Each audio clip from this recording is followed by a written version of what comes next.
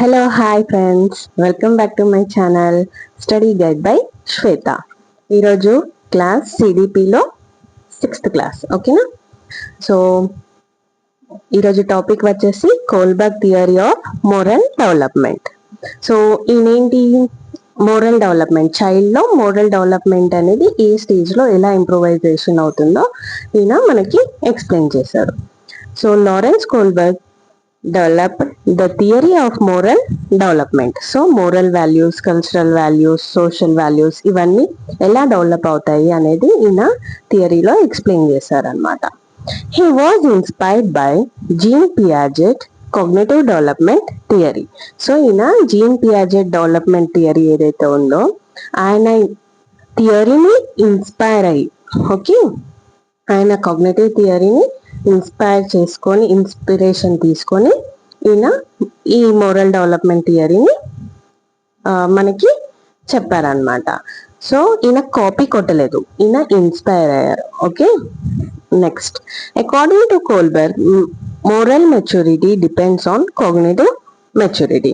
So moral development అనేది ఎక్కడి నుంచి వస్తుంది? కాగ్నిటివ్ మెచ్యూరిటీ ద్వారా వస్తుంది. అంటే స్టేజెస్లో, ఓకే, ఒక్కొక్క స్టేజ్లో చైల్డ్ డెవలప్మెంట్ థియరీలో ఏదైతే స్టేజెస్ ఉంటాయో ఆ స్టేజెస్ని బట్టి వాళ్ళ బిహేవియరల్ చేంజెస్ అనేటివి వస్తాయి. ఆ బిహేవియరల్ చేంజెస్ ద్వారా మోరల్ డెవలప్మెంట్ అనేది కూడా ఇంప్రూవ్ అవుతుంది.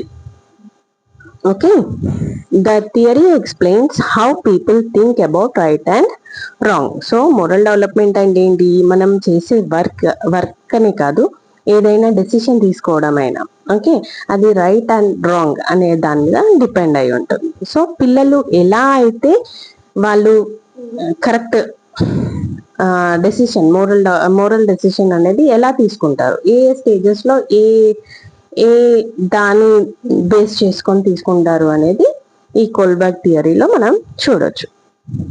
సో ఫస్ట్ వన్, మనం స్టేజెస్కి వెళ్లే ముందు first moral reasoning, moral dilemma వీటి గురించి ఎక్స్ప్లెయిన్ చేసుకుందాం. ఓకేనా? సో ఫస్ట్ వన్ వచ్చేసి మోరల్ రీజనింగ్. మోరల్ రీజనింగ్ అంటే ఏంటి? The thinking process used to decide whether an action is right or wrong. So ఏదైతే డెసిషన్ తీసుకోవాలనుకుంటామో ఆ ప్రాసెస్ని మోరల్ రీజనింగ్ అంటారు. ఓకేనా? అది ఏదైనా అవ్వచ్చు. Like example, a child finds a lost wallet. Okay, ఒక ఎవరిదో తప్పిపోయిన వ్యాలెట్ ఉంటుంది కదా, అది చూసాడు. So return to the owner, అది right. Okay, keep the money, అది wrong. So the way that child decides is called moral reasoning. So ఆ చైల్డ్ ఏంటి, నార్మల్ గా ఇవ్వచ్చు, రిటర్న్ చేయొచ్చు, లేదంటే ఉంచుకోవచ్చు, ఎందుకంటే వాడికి దొరికింది కాబట్టి.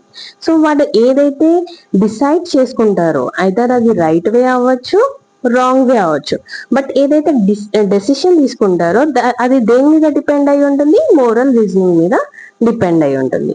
ఓకే, ఐ హోప్ మీకు అర్థమైంది అనుకుంటున్నాను. ఓకే, క్లియర్గా మీరు ఎగ్జాంపుల్ని అర్థం చేసుకుంటే మీకు ఈజీగా అర్థమవుతుంది. నేను ప్రతి టాపిక్ని మీకు ఎగ్జాంపుల్స్ తోటి ఎక్స్ప్లెయిన్ చేస్తాను అండ్ నోట్స్ కూడా ప్రొవైడ్ చేస్తున్నాను. సో మీరు ఈ నోట్స్ కనుక ప్రిపేర్ అవుతే, ఎగ్జాంపుల్స్ని అర్థం చేసుకుంటే మీరు ఈజీగా స్కోర్ చేసుకోవచ్చు. Okay, next, moral dilemma. Moral dilemma అంటే ఏంటి? A situation in which a person must choose between two difficult options. So diplomatic గా, okay, so two difficult options లో నుంచి ఏదైనా చూస్ చేసుకునే సిచ్యువేషన్ వస్తుంది కదా, రెండు కావాలి, రెండు చేయాలి, బట్ ఏదన్నా ఒకటే చూస్ చేసుకోవాలి అనే సిచ్యువేషన్స్ చాలా మంది లైఫ్ లో చాలా సిచ్యువేషన్స్ వస్తుంటాయి. సో అలాంటి దాన్ని ఏమంటారు? మోరల్ డిలిమా. ఈయన ఈ దాని గురించి కూడా మనకి ఎక్స్ప్లెయిన్ చేస్తారు. సో ఈ మోరల్ డిలిమా లో ఎగ్జాంపుల్ ఏంటి అంటే Heinz dilemma. Okay, Kohlberg theory ఈయన హెన్స్ డిలిమా గురించి ఎక్స్ప్లెయిన్ చేస్తారు. సో ఈ హెన్స్ ఏంటి? A woman is seriously ill and needs expensive medicine. Her husband, Heinz అనే ఉమెన్ కి హస్బెండ్ అనమాట, so cannot afford it. So ఆమె సీరియస్ ఈయన ఈ ఎగ్జాంపుల్ అంటే ఒక స్టోరీ క్రియేట్ చేసి చెప్పారు. ఓకేనా, ఈ మోరల్ డెలిమాలో అంటే ఎవరైనా ఒక సిచ్యువేషన్ లో ఎలా పడిపోతారు, ఏదైనా సిచ్యువేషన్ లో వాళ్ళ వాల్యూస్ ఎలా చూస్ చేసుకుంటారు అనేది మనకి క్లియర్ గా ఎక్స్ప్లెయిన్ చేయడానికి ఈయన హెన్స్ డిలిమా అనేది ఒక థియరీని అంటే ఒక స్టోరీని క్రియేట్ చేశారనమాట ఎగ్జాంపుల్ గా. సో అందులో ఏంటి, ఒక ఉమెన్ చాలా అంటే అసలు ఆమెకి హెల్త్ అనేది బాగుండదు. సో ఆమెకి ఎక్స్పెన్సివ్ మెడిసిన్స్ అవసరం ఉంటాయి మంచిగా కావాలి అని అంటే, బట్ ఆయన ఆఫర్ చేయలేడు. అంటే ఆయన దగ్గర అంత మనీ ఉండవు ఏంటి ఆ ఎక్స్పెన్సివ్ మెడిసిన్స్ తీసుకునేటంత. So should Heinz steal the medicine to save his wife. So ఆ మెడిసిన్స్ తీసుకోవాలి అంటే ఐదర్ అయినా స్టీల్ అన్నా చేయాలి, లేదంటే వాళ్ళ ఆమెను బ్రతికించుకోవాలనుకుంటే ఆయన దగ్గర ఉన్న సిచ్యువేషన్ ఏంటి, దొంగతనం చేయడం, ఎందుకంటే మనీ లేవు కాబట్టి. ఓకే, లేదంటే వాళ్ళ వైఫ్ చనిపోని అని చెప్పేసి వదిలేసేయాలి. సో ఇది ఒక డిలిమా స్టేజ్, అవునా కదా. అంటే ఆయనకి ఏం నార్మల్ గా మనకు తెలిసిన మోరల్ వాల్యూస్ ఏంటి, దొంగతనం చేయొద్దు, దొంగతనం చేయడం అనేది తప్పు. సో తప్పు చేయాలా, లేదంటే వాళ్ళ వైఫ్ ని చనిపోనని వదిలేయాల. అలాంటి సిచ్యువేషన్ లో ఉన్న హిన్స్ అనే పర్సన్ గురించి ఈయన ఎక్స్ప్లెయిన్ చేశారనమాట ఈ థియరీలో. So this story was used by Kohlberg to study moral reasoning. So ఈ మోరల్ రీజనింగ్ అనేది మనకి క్లియర్ గా ఎక్స్ప్లెయిన్ చేయడానికి ఈయన ఈ స్టోరీని క్రియేట్ చేశారనమాట. అర్థమైందా? సో మోరల్ రీజనింగ్ అంటే ఇప్పుడు నార్మల్ గా దొంగతనం చేయడం తప్పు, బట్ ఈ సిచ్యువేషన్ లో ఆయనకి వాళ్ళ వైఫ్ బతుకుండాలి అంటే దొంగతనం చేయక తప్పదు, ఎందుకంటే ఆయన దగ్గర మనీ లేవు కాబట్టి, టైం లేదు కాబట్టి. సో ఆయన ఏం చేస్తాడు, దొంగతనం చేశాడు అనుకోండి. సో అక్కడ రీజన్ ఏముంటుంది అంటే ఒక పర్పస్ మీద ఆయన దొంగతనం చేస్తున్నాడు కాబట్టి అక్కడ ఒక స్టేజ్ లో మనం పోనీ తప్పు కాదు అని అనుకోవచ్చు. ఓకే, మనం అనుకోవచ్చు, ఈవెన్ ఆయన కూడా అనుకోవచ్చు. సో ఒక రీజన్ ని ఇస్తున్నాం, మనం చేసే ఒక పనికి ఒక రీజన్ ని ప్రొవైడ్ చేస్తున్నాం, దాన్ని మోరల్ రీజనింగ్ అంటారు. ఓకే, ఈ మోరల్ డిలిమా మోరల్ రీజనింగ్ గురించి కోల్బర్గ్ థియరీలోనే ఉంటుంది. క్వశ్చన్స్ బేస్డ్ అయ్యి వస్తే మోరల్ వాల్యూస్ ఏవైనా సరే వస్తే కోల్బర్గ్ థియరీ నుంచి. ఓకేనా, సో మీరేం కన్ఫ్యూజ్ అవ్వకండి. ఈ మోరల్ వాల్యూస్ అన్ని కోల్బర్గ్ థియరీ అండ్ ఏంటి కాగ్నేటివ్ డెవలప్మెంట్ గురించి ఎక్స్ప్లెయిన్ చేసింది Piaget, and social cultural values గురించి okay SSCL social cultural language గురించి ఎక్స్ప్లెయిన్ చేసింది ఎవరు, వైగోట్స్కీ. మీరు అస్సలు కన్ఫ్యూజ్ అవ్వకండి, ఇవి కీ పాయింట్స్. వీటిని కనుక మీరు గుర్తు పెట్టుకుంటే ఈజీగా ఆ వర్డ్స్ చూసి మీరు డైరెక్ట్ ఆన్సర్ చేయొచ్చు. ఓకే, కాన్సెప్ట్ తెలియకపోయినా ఒక్కొక్కసారి మీరు వర్డ్స్ ని బట్టి కూడా ఈజీగా కన్ఫ్యూజ్ అవ్వకుండా ఆన్సర్ చేయొచ్చు. ఓకే, సో ఇప్పుడు stages. So moral reasoning moral dilemma అర్థమైంది కదా. నెక్స్ట్ ఇప్పుడు ఏంటి, 3 లెవెల్స్ ఆఫ్ మొరాలిటీ.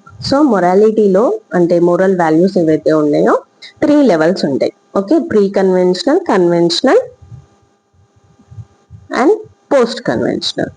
ఓకే, ఈ 3 లెవెల్స్ లో ఒక్కొక్క దానికి 2 స్టేజెస్ ఉంటాయి.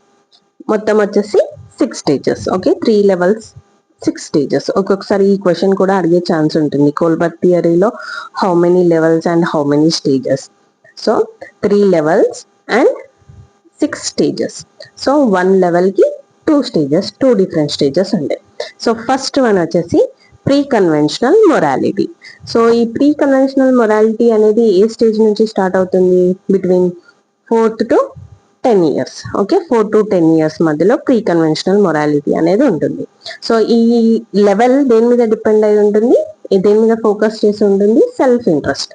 ఓకేనా, ఆ టైంలో పిల్లలకి బయట వాళ్ళ గురించి ఆలోచించేంత మెచ్యూరిటీ ఉండదు కదా. సో సెల్ఫ్ ఇంట్రెస్ట్, ఓన్లీ వాళ్ళ ఇంట్రెస్ట్ మీద బేస్ అయ్యే ఉంటుంది అనమాట. సో ఫస్ట్ వన్ వచ్చేసి ఏంటి, stage 1 obedience and punishment orientation. ఇది స్టేజెస్ బాగా గుర్తు పెట్టుకోండి. మీకు ఒక సిచ్యువేషన్ ని కానీ లేదంటే డైరెక్ట్ ఏదన్నా క్వశ్చన్ కానీ ఇచ్చి ఓకే, లెవెల్స్ లో క్వశ్చన్ ఇచ్చి ఈ స్టేజెస్ ని అడుగుతారు. కోల్బర్గ్ లో కంపల్సరీ క్వశ్చన్ వస్తుంది, బాగా గుర్తుపెట్టుకోండి. స్టేజెస్ కూడా గుర్తుపెట్టుకోండి, ఏ ఏజ్ లో ఏ టైప్ ఆఫ్ బిహేవియర్ ఉంటుంది, ఏ టైప్ ఆఫ్ మొరాలిటీ వాళ్ళలో మెచ్యూర్ అవుతుంది అనేది. సో స్టేజెస్ చాలా ఇంపార్టెంట్, లెవెల్స్ అండ్ స్టేజెస్ చాలా ఇంపార్టెంట్, మంచిగా గుర్తుపెట్టుకోండి. Obedience and punishment orientation. So obedience and punishment orientation అంటే ఏంటి? Children obey rules to avoid punishment. They think an action is wrong if it leads to punishment. Okay, అంటే పిల్లలు ఒకవేళ మంచిగా behave చేయకపోయినా, లేదంటే వేరే ఏదైనా రాంగ్ థింగ్స్ చేసినా పనిష్మెంట్ వస్తుంది అనే భయంతో చేస్తారనమాట. ఏదైనా పని అయినా లేదంటే ఇంకేదైనా కూడా సెల్ఫ్ ఇంట్రెస్ట్, అంటే వాళ్ళకి హామ్ కాకుండా ఉండడానికి చేస్తారు ఈ స్టేజ్ లో, ఫస్ట్ స్టేజ్ లో. Like example, a child does not take chocolates because the teacher may punish him. Okay, chocolates తీసుకోడు ఒక అబ్బాయి, ఎందుకు? టీచర్ పనిష్ చేస్తుంది అనే భయంతో చాక్లెట్స్ తీసుకోరు. ఈవెన్ మనం కూడా మన పేరెంట్స్ కి మన చిల్డ్రన్ కి ఏమని చెప్తాం? బయట వాళ్ళు ఎవరైనా చాక్లెట్స్ ఇస్తే తీసుకోద్దమ్మా, వాళ్ళు ఇలా తీసుకెళ్తారు అని చెప్పేసి చెప్తాం కదా, కిడ్నాప్ చేస్తారు అని చెప్పేసి చెప్తాం. సో ఆ భయాన్ని వాళ్ళలో క్రియేట్ చేస్తాం.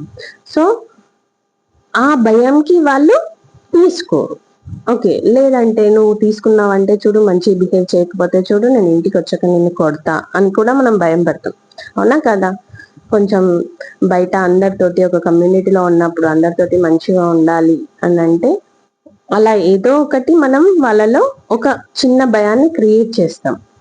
ఓకే, సో ఆ పనిష్మెంట్ కి భయపడి చేసే బిహేవియర్ నే ఒబీడియన్స్ అండ్ పనిష్మెంట్ ఓరియంటేషన్ అంటారు.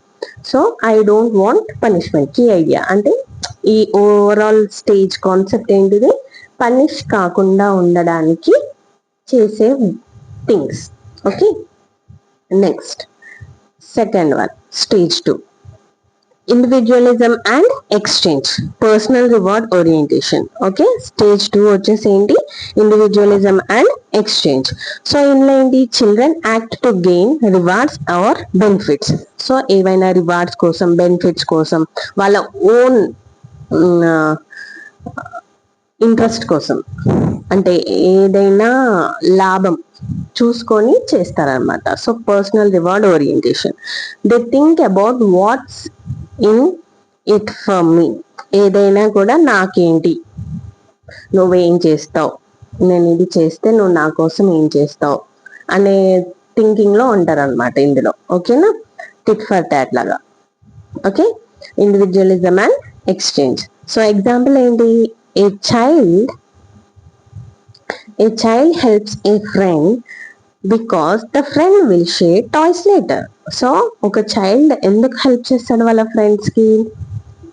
ఆ ఫ్రెండ్ దగ్గర ఉన్న టాయ్స్ ని షేర్ చేస్తాడని, అంటే లాభం చూసుకుంటాడు. ఓకే, ఏదైనా రివార్డ్స్ అయినా లేదంటే ఏదైనా సరే ఒక లాభాన్ని చూసుకొని, ఇప్పుడు మనం కూడా ఇది ఏదైనా తీసుకురమ్మని చెప్తాం, నాకేంటి అంటే నేను ఫ్రూట్ ఇస్తాను, చాక్లెట్ ఇస్తాను, నువ్వు చెప్పినట్టు వింటే నేను చాక్లెట్ ఇస్తా అని చెప్పేసి మనం ఒక ఇంట్రెస్ట్ ని క్రియేట్ చేస్తాం పిల్లల్లో. సో వాళ్ళు ఆ రివార్డ్ కోసం గిఫ్ట్స్ అండ్ రివార్డ్స్ కోసం ఎక్స్పెక్టేషన్స్ పెట్టుకొని చేస్తారనమాట. దాన్నే స్టేజ్ 2 అంటారు. ఓకే, సో కీ ఐడియా ఏంటి? I will help if I get back something. So నాకు ఏదన్నా ఇస్తా అంటేనే నేను చేస్తాను అని అర్థం అనమాట. So this is about stage 2. Next conventional morality. Okay, level 2 conventional morality. So stage 1 వచ్చేసి ప్రీ కన్వెన్షనల్, స్టేజ్ 2 వచ్చేసి కన్వెన్షనల్ మొరాలిటీ. ఇది 10 to 13 years. సో ఈ లెవెల్ దేని మీద బేస్ అయి ఉంటుంది, ఫోకస్ అయి ఉంటుంది? Society and social approval. So overall society and social approval. ఇంతకు ముందు ఏంటి? Self interest. అది ఇంట్లో అయినా సరే బయట అయినా సరే ఎక్కువ సోషలైజ్ అవ్వరు కదా 10 years లోపు పిల్లలు. సో ఓన్లీ తన సరౌండింగ్స్ లో ఉన్నంత వరకు సెల్ఫ్ ఇంట్రెస్ట్ ని చూసుకొని బిహేవ్ చేస్తాడు అనమాట. బట్ ఇక్కడ వచ్చేసరికి ఏంటి? కొంచెం ఎక్కువ బయట ఉండడం, సోషలైజ్ అవ్వడం స్టార్ట్ అవుతుంది. So society and social approval మీద డిపెండ్ అయి ఉంటుంది. స్టేజ్ 3. సో ఇందులో కూడా 2 స్టేజెస్. ఫస్ట్ వన్ స్టేజ్ 3 వచ్చేసి good boy and good girl orientation. అదే స్టేజ్ 4 అయితే law and order orientation. So first మనం స్టేజ్ 3 గురించి ఎక్స్ప్లెయిన్ చేస్తాను. స్టేజ్ 3 వచ్చేసి good boy and good girl orientation. A person behaves well to gain approval from others. Okay, good boy and good girl orientation అంటే ఏంటి? ఇక్కడ ఆ child ఎలా behave చేస్తారో, వేరే వాళ్ళు నన్ను గుడ్ బాయ్ అనాలి, గుడ్ గర్ల్ అనాలి, నేను ఫస్ట్ వస్తే అందరు నన్ను చాలా మెచ్చుకుంటారు. So he wants to be a good person. Okay, అందర్ పర్స్పెక్టివ్స్ లో వాడు మంచి వాడిలా ఉండాలి అని అనుకొని బిహేవ్ చేస్తారు అనమాట. Okay, A person behaves well to gain approval from others, wants to be seen as a good person. Okay, example, A student helps classmates because teachers and friends will appreciate him. Okay, ఒక student ఎందుకు help చేస్తాడు ఈ stage లో? Teachers అయినా friends అయినా అందరూ appreciate చేయడానికి. So అందరు ఏమని అప్రిషియేట్ చేస్తారు? అబ్బా వీడెంత మంచోడు, అందరికి హెల్ప్ చేస్తాడు, he's a good person, he's a good child అని చెప్పేసి అనుకోవాలని చెప్పేసి బిహేవ్ చేస్తారనమాట. సో దీనికి ఐడియా ఏంటి? People should think I'm good. Okay, మంచివాడిలా ఉండాలని చెప్పేసి చేస్తారు. నటన కాదు, యాక్షన్. అంటే నటించరు, but he wants appreciation. Okay, నటన చేయాలి అనే ఆలోచన వచ్చేది ఇంకా మెచ్యూర్ అయ్యాక వస్తుంది. అది వాడికి అది నటిస్తున్నా అన్నట్టు తెలీదు, వాడికి కావాలి కాబట్టి, అంటే అందరిలో మంచివాడిలా ఉండాలి కాబట్టి మంచిగా బిహేవ్ చేస్తాడు. ఓకేనా? Next, law and order orientation, stage 4. Okay, rules and laws must be followed to maintain social order. So ఇప్పుడు నార్మల్ గా మనకి బయట రూల్స్ ఉంటాయి, లైబ్రరీలో సైలెంట్ గా ఉండాలి, ట్రాఫిక్ రూల్స్ ఫాలో అవ్వాలి, ఇలా. సో ఇవన్నిటిని ఫాలో అవ్వడం అనమాట. ఈ ఓరియంటేషన్ కి వచ్చేసరికి పిల్లలు ఈ స్టేజ్ లో ఇవన్నీ ఫాలో అవుతారు. So respect for authority becomes important. ఇక్కడ ఏమొస్తుంది? అథారిటీ మీద రెస్పెక్ట్. ఓకే, ఒక రూల్స్ మీద రెస్పెక్ట్ తోటి ఫాలో అవుతారు. Example, a person stops at a red traffic signal even when no police officer is present. So అక్కడ ఎవరు ఆపేవాళ్ళు లేకపోయినా, పోలీస్ ఆఫీసర్ అంటే మనల్ని ఎవరైనా పనిష్ చేస్తారు అనే వాళ్ళు లేకపోయినా సరే, అక్కడ ఈ స్టేజ్ లో ఏంటి? రూల్స్ ని ఫాలో అవుతారు. కరెక్ట్ గా రెడ్ సిగ్నల్ వచ్చినప్పుడు ఉండాలి, ఆగిపోవాలి అని చెప్పేసి రూల్స్ ని ఫాలో అవుతారు అనమాట. సో ఇలా రూల్స్ ని ఫాలో అవ్వడం ఈ స్టేజ్ లోనే స్టార్ట్ అవుతుంది. సో కీ ఐడియా ఏంటి? Rules must be followed. Okay, next level 3, post conventional morality. So ఇది 13 years అండ్ అబోవ్.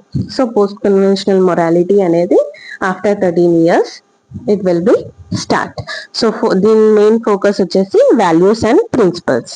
ఓకే, వాళ్ళ ఓన్ ప్రిన్సిపల్స్ అండ్ వాల్యూస్ మీద డిపెండ్ అయి ఉంటుంది. So stage 5. ఓకే, ఇందులో కూడా 2 స్టేజెస్ ఉన్నాయి, stage 5 and stage 6. Okay, stage 5 వచ్చేసి social contract and individual rights. Laws are important. Okay, ఇంతకు ముందు స్టేజ్ లో ఏంటి? లాస్, రూల్స్ ఇవన్నీ ఫాలో అవుతారు. బట్ ఇక్కడ ఏంటి? Laws are important but they can be change if they do not protect people's right. Okay, ఒకవేళ ఇక్కడ ఏంటి? లాస్ ని చేంజ్ చేసుకునే ఛాన్స్ ఉంటుంది. ఓకే, ఒకవేళ అది పీపుల్ కి యూజ్ అయ్యేలాగా లేకపోతే, ఏదైనా అథారిటీ అయినా రూల్స్ అయినా అథారిటీ అయినా వేరే వాళ్ళకి హార్మ్ చేసేలాగా ఉంటే ఆ రూల్స్ ని చేంజ్ చేసే స్టేజ్ ఈ స్టేజ్ లో స్టార్ట్ అవుతుంది. So focus on justice and welfare of society. So overall గా సొసైటీ మీద డిపెండ్ అయ్యి వాళ్ళు రూల్స్ ని పాస్ చేస్తారనమాట. అంటే కొన్ని రూల్స్ ని చేంజ్ చేస్తారు. ఇప్పటికీ పార్లమెంట్స్ లో వీటిలో అయినా కూడా చాలా ఎగ్జాంపుల్స్ తీసుకోవచ్చు. మన సొసైటీలో చాలా రూల్స్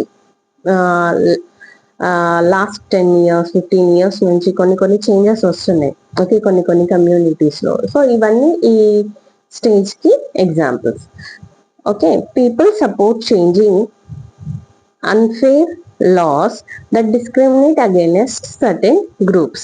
ఓకే, సో కొన్ని గ్రూప్స్ లేదంటే కొన్ని కమ్యూనిటీస్లో ఉన్న లాస్ ఏవైతే ఉన్నాయో వాటి వల్ల హామ్ అవుతుంది అనుకుంటే ఆ కమ్యూనిటీకి, ఆ కమ్యూనిటీలో ఉన్న లేడీస్కి కానీ, చిల్డ్రన్స్కి కానీ, సొసైటీలో ఉండే వాళ్ళకి ఏదైనా హామ్ అవుతుంది అంటే ఆ రూల్ని చేంజ్ చేసేంత ఫైట్ చేస్తారనమాట ఈ స్టేజ్కి వచ్చేసరికి.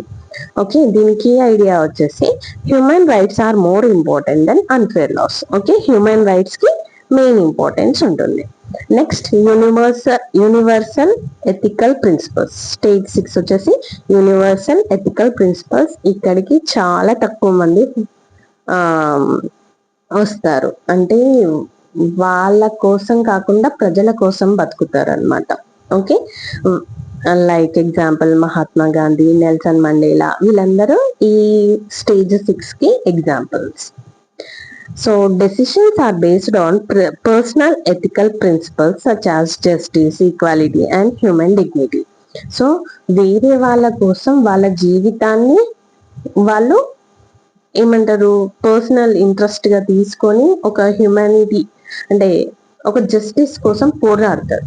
ఓకే, వాళ్ళని ఈ ఈ స్టేజ్ కి వచ్చినట్టుగా అంటారనమాట. అంటే ఈ స్టేజ్ 6 కి వచ్చిన వాళ్ళు వాళ్ళ పర్సనల్ ఇంట్రెస్ట్ తోటి ఒక జస్టిస్ కోసం, ఈక్వాలిటీ కోసం, హ్యూమన్ డిగ్నిటీ కోసం ఫైట్ చేస్తారు. సొసైటీ కోసం, కల్చర్ కోసం, లేదంటే ఓవరాల్ కంట్రీస్ కోసం అలా. ఓకే, వేరే వాళ్ళ కోసం వాళ్ళు పోరాడతారు. So a person follows coincidence even if it is conflicts with laws.